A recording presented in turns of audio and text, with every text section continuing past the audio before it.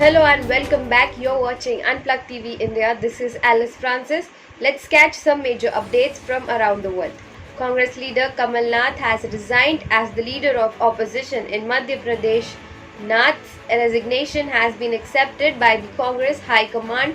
All India Congress Committee General Secretary K.C. Venugopal Dr. Govind Singh will be the leader of the Congress Legislative Party in Madhya Pradesh. Maharashtra Nav Nirman Sena Chief Raj Thackeray, whose call to remove loudspeakers from mosques stirred the entire Hanuman Chalisa controversy in the state and elsewhere, on Thursday congratulated and thanked Uttar Pradesh Chief Minister Yogi Adityanath for removing thousands of loudspeakers from UP religious places, especially the masjids.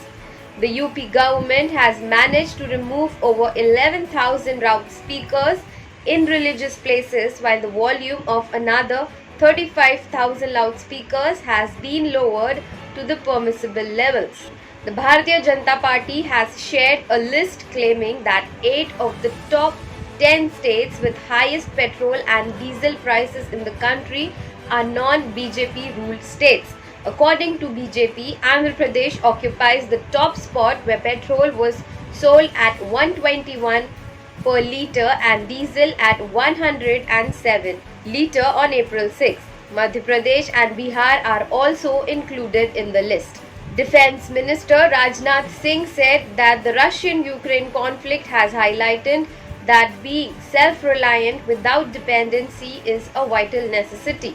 Indian Navy, which has been at the forefront of the government's Atmanirbhar Bharat initiative, must continue to lead the way, he added.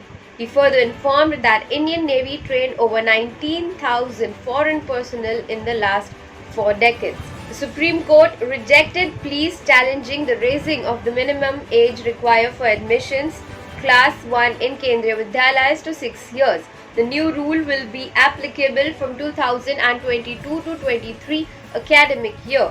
Earlier, the Delhi High Court had upheld the move by Kendriya Vidyalaya Sangathan, after which some parents took it up with the apex court. As far as COVID is concerned, amid surge in COVID-19 cases in Bengaluru, 4 patients have shown black fungus symptoms in the city's Manipal hospital. Mucormycosis and aspergillus are present in black fungus cases. Mucormycosis is more aggressive than aspergillus. The treatment for both types is antifungal medication. Senior doctor consultant in ED Dr. Santosh Shivsami said on Wednesday, Bengaluru reported 114 COVID-19 cases. India's power sector woes are likely to get worse as India's record high power demands are putting pressure on thermal power plants struggling with low coal inventories. Uttar Pradesh, Punjab, Maharashtra, Haryana, Tamil Nadu and Andhra Pradesh are facing some of the longest power cuts in the country. States claim that the centre did not anticipate a sudden surge in power demand, which generally peaks towards the end of the April, but came earlier this year because of the heat wave sweeping the country. UN Secretary General Antonio Guterres on Thursday visited sites of alleged Russian war crimes in Ukraine, decrying war as an absurdity in the 21st century and urging Russia to cooperate with an international investigation into atrocities. Making his first visit to Ukraine since Russia launched a full-scale invasion on February 24, Guterres toured several towns and villages outside Kyiv where Russian forces are accused of killing civilians. He appealed to the Russian Federation to accept to cooperate with the International Criminal Court investigation that is investigating possible war crimes in Ukraine. The UN head will meet Ukrainian President Volodymyr Zelensky. Before this, on Tuesday, he met Russian President Vladimir Putin in Moscow. Canadian lawmakers on Wednesday voted unanimously to call Russia's invasion of Ukraine a genocide. The members of the Canadian House of Commons said there was ample evidence of systemic and massive war crimes against humanity being committed by Russia. The motion said war crimes by Russia include mass atrocities, systematic instances of willful killing of Ukrainian civilians, and rape.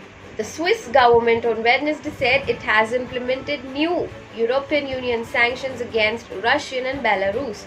The sanctions include an import ban on coal, timber, caviar, and seafood, which are seen as important sources of revenue for Russia. Exports of banknotes and sales of securities in all European Union currencies to Belarusians, national and residents, is also banned. Taiwan recorded more than 10,000 new infections for the first time on Thursday following the government's decision to move away from its zero-COVID strategy and begin living with the coronavirus. The shift leaves China and its financial hub Hong Kong as the only major economy still sticking to the zero-tolerance strategy, even as Omicron breaks through those defenses and forces painful lockdowns. Meanwhile, the United Nations said it is sending an experienced team from the world over in partnership with the International Committee of the Red Cross to evacuate people trapped in a steel plant in Ukraine's Mariupol. About 2,000 troops and 1,000 civilians are said to be trapped in bunkers below the damaged structure. South Korea has decided to share liquefied natural gas, which is LNG, with European countries amid the energy crisis owing to restricted supply of Russian gases over the Ukraine war. A report said, quoting government officials, the country has the capability of providing such support in spring. However, the volume of shipment will not be that much, according to an official. Thank you for watching Unplugged TV India. If you like the video, please hit like, subscribe and share, and also do comment. This is Alice Francis signing off.